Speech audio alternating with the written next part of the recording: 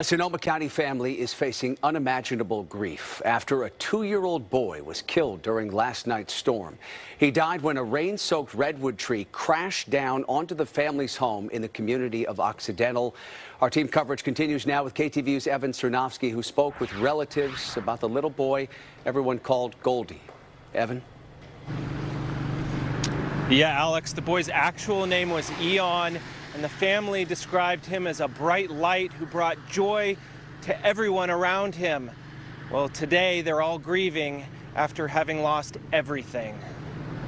He brought life, Aeon, and we're all in shock. The family of Aeon Tocchini is overwhelmed with grief Thursday after a redwood tree collapsed on their home during Wednesday night's storm, killing the boy. Aeon's grandmother flew in from Idaho to help the family try to pick up the pieces. His life was a short life, but his life has made a difference, and it will continue to make a difference, I believe, for many generations. And Aeon means forever.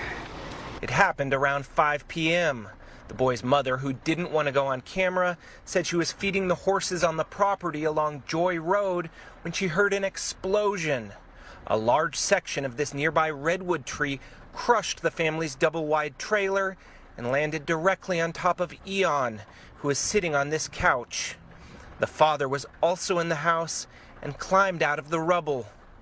They couldn't move the tree off the boy, and neighbors had to cut the trunk into pieces before they could free his body.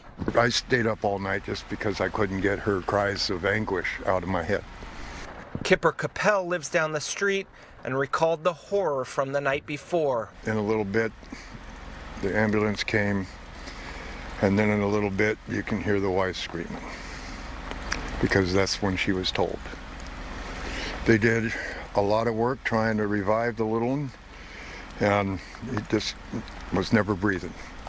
As the family was trying to free the boy, a second tree collapsed on the home, killing Aeon's pet cat, Leo, seen here. Aeon's nickname was Goldie because of his blonde hair and the light he brought into everyone's life.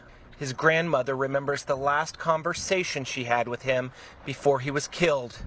I talked to him about 2 hours before it happened, and he told me he missed me, honey, and he was just like always loving and telling you how much he loved you to everybody.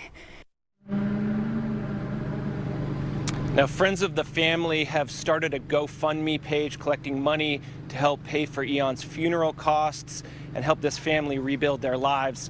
Aeon is survived by 2 older half-brothers who were unharmed in the accident. Reporting live in Occidental, Aeon Tocchini, KTVU, Fox 2 News. Just beyond heartbreaking, Evan. This family needs all the love and support it can get at this time. Obviously, losing a child, but also losing their home.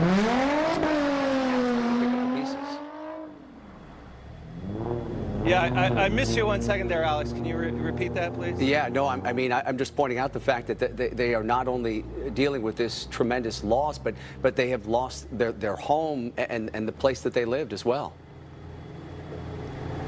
Yeah, Alex, but one thing we've seen is this community in Occidental really come together. That night, a lot of the neighbors were out helping people. Everybody in town knows about this tragedy.